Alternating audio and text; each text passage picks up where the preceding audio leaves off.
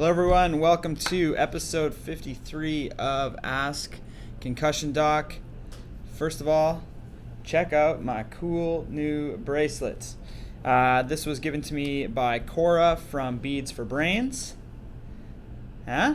Hey Sam, check it out. Fancy. Looks nice. I like it. So Beads for Brains is an initiative that was started by Cora. I'm going to butcher your last name here. Loblin. And a portion of the proceeds from every bracelet sold goes towards health, brain health initiatives and research. She is currently herself recovering from a concussion, and she creates these beautiful bracelets as part of her own therapy, and now she's selling them and donating the proceeds towards brain health initiatives and research. So they look awesome, pretty cool. Check out at Beads for Brains on Instagram, and if you'd like to order one, you can email her at cora.beadsforbrains@gmail.com. So thanks, Cora. Thanks for hooking me up with some new swag. I like it. Sam, I am deep in course mode. So those of you guys that have been following along with my Instagram stories, you see that I'm posting a lot on the updated version of the course. And we've been doing this course for 6 years now. This is how long CCMI has been around. We've been educating people, and we've been doing this course for 6 years. And I just wanted to give you guys an idea of what goes into the Complete Concussion Management Practitioner Certification course. I know that when I tell people about this, they're like, holy crap, they can't believe how much it actually takes to develop this course. So we started this program about 6 years ago in developing this evidence-based course, and the idea was to have a fully evidence-based protocol backed by research that healthcare professionals could utilize in their practice. Concussion is not a topic that's typically covered in medical schools or other healthcare curriculums in North America, Australia, UK, anywhere. And so most healthcare practitioners do not have any education when it comes to concussion. And so our mandate and goal was to try and educate and train other healthcare professionals that are out there so that they could provide care to patients. And so the way that this works is we have a research team. Every single week we get together and we review the research. That happens on Tuesdays. We go through all of the stuff that's been published in the past week, and we read all the abstracts. And then we separate it and we pass it out to each other, and we read the full papers of anything that we deem to be important. After we read those full papers, we come back together the following week and we have summaries of each of the scientific papers that we've read. We then take those summaries and we compile it into a monthly research update. We take that monthly research update, which is a summary and synthesis of all the studies that have been done over the past month that have been published, and we send it out to our entire clinical network. We then pick 3 of those studies, or 2 of those studies, depending on the month if there's any good ones, 2 or 3 of those studies, and we put them into our Concussion Chronicles. And so I know that a number of you are signed up for Concussion Chronicles, and you receive those research summaries on a monthly basis. That's only 2 or 3 papers. In the ones that go to the clinic, there's 30, potentially 40 papers in these research reviews, because sometimes it's heavy. We want to make sure that our clinicians understand the changing landscape of concussion on an ongoing basis. And we know that with 100 publications a month, or more coming out, that the average practitioner does not have time to keep up with all of those research articles. And so we're synthesizing it, we're breaking it down so that we can save them time, but make sure that our clinical network has the latest evidence-based information when it comes to concussion treatment, rehab, everything else, okay? So after a full year of this, of putting out these monthly research updates, our medical advisory board then gets sent all of the monthly research updates as well as a marking schema, and we go through it, and they have to rate each paper based on its merits and whether or not they feel that it's important enough to be included in the full practitioner certification course.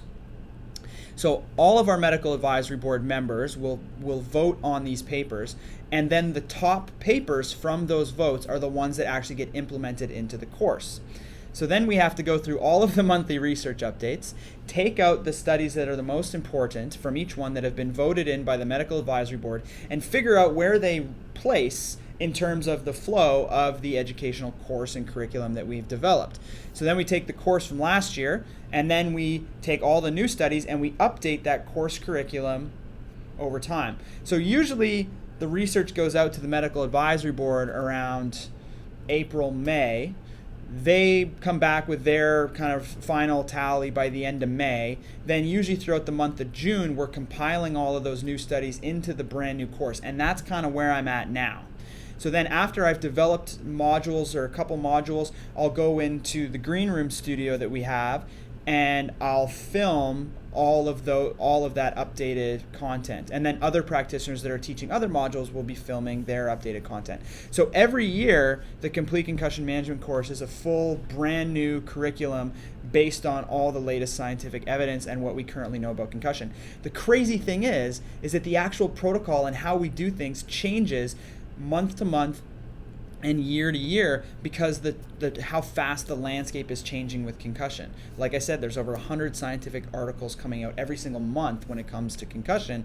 And in order for us to keep up with it and make sure that we're providing the best possible care to our patients, we have to make sure that we're keeping on top of it and keeping our clinical network informed. And so anytime anybody does the Complete Concussion Management course, you are getting the latest information that's available, and it's no older than, probably about 300 days because there's always some overlap there.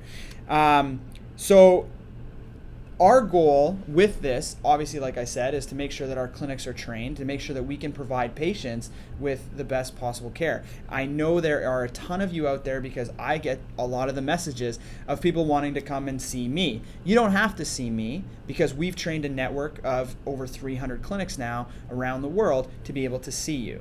If you're in an area that doesn't have a clinic, one thing you can do, if you know a really good clinic that would be awesome, we're looking for clinics all over the place.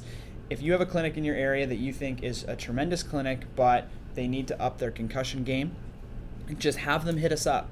Okay, they can go to CompleteConcussions.com. They click on our clinic certification program. It's up right on the top bar. They click on it, and it'll open up some information about what it takes to become a CCMI clinic, and they fill out an information request form, and one of our people will get in touch with them, and we'll go through the process of trying to figure out if it's a good fit or not at their clinic. We don't accept every clinic. We have to make sure that the clinics that we're accepting are up to the standard that we want and need in order to run a good concussion management program. So if you're in an area that doesn't have a clinic, just go on CompleteConcussions.com, have a clinic in your area, fill out the form, and get in touch with us, and we'll do our best to try and find somebody in each of the areas that we can.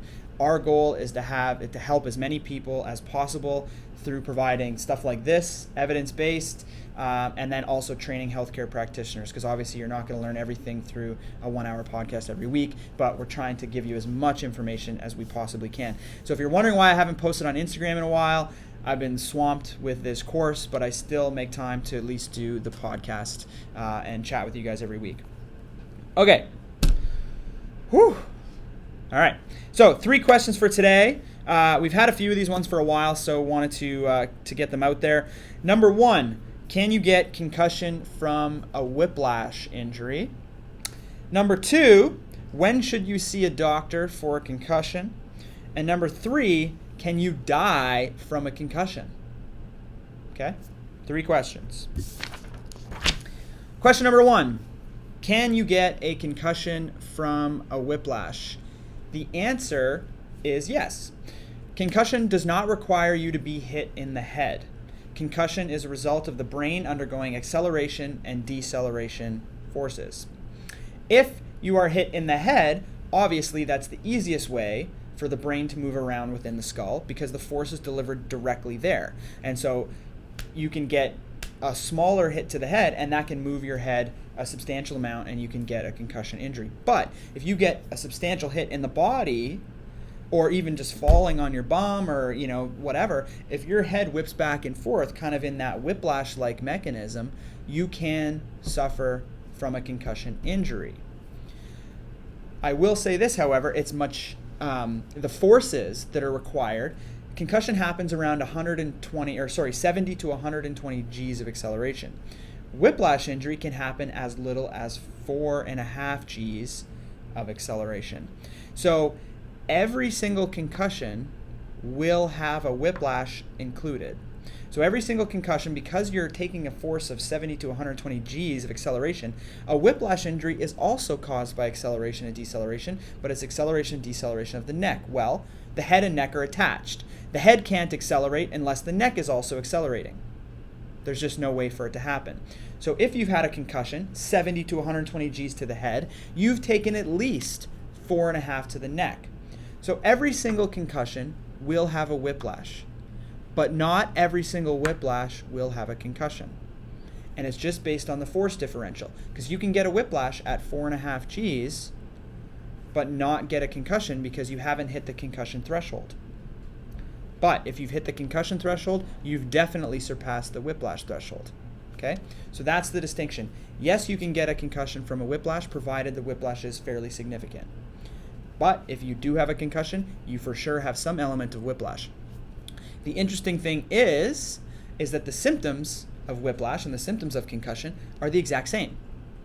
They found people with whiplash will have cognitive difficulties, visual disturbances, balance impairments, memory impairments, headaches, everything. Every single symptom lines up specifically with whiplash and concussion, and so you can't tell the difference.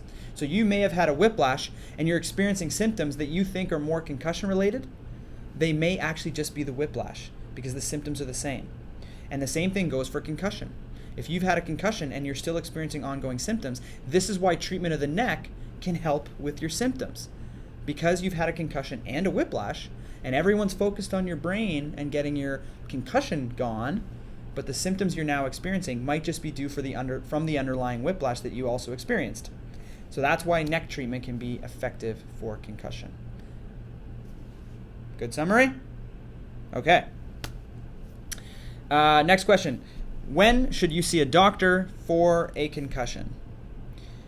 You should always see a healthcare provider when you have a concussion. The key, however, is that they should be trained specifically in concussion or have some sort of expertise in concussion, because not all healthcare providers do.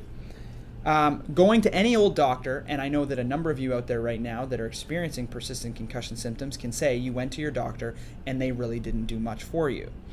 That's because many clinicians have not received adequate training when it comes to concussion. And so going to any old doctor is not going to be helpful. You need to specifically seek one out that has concussion training or experience with concussion or knows a thing or two about the injury itself and keeps up to date with the emerging literature because it frequently changes. So research in both Canada and the United States has found that medical school curriculums inadequately cover concussion as diagnosis, return to play, return to sport, persistent symptoms, you name it, inadequate coverage of that topic. In 2012, a study in Canada found that less than 30% of Canadian medical schools even had concussion on the curriculum at all. Less than 30%. Those that had it, the average amount of time spent on concussion in the entire 4 years of medical school was 30 minutes. So a half an hour spent on concussion over the entire 4 years of medical school in only 30% of the medical schools in Canada means that the majority of physicians out there have never received any training on concussion. And so you have physicians that are excellent concussion clinicians because they've gone above and beyond and have done their own research to try and find out what's going on. You also have clinicians who have not done that, and they're going to be generally fairly unhelpful when it comes to concussion. So just keep that in mind. A 2018 study found that we're getting better at this. Now, almost 90% of medical schools had concussion on the curriculum, or I think it was 90% of schools had concussion on the curriculum now. And the average time was about 2.5 hours dedicated to concussion.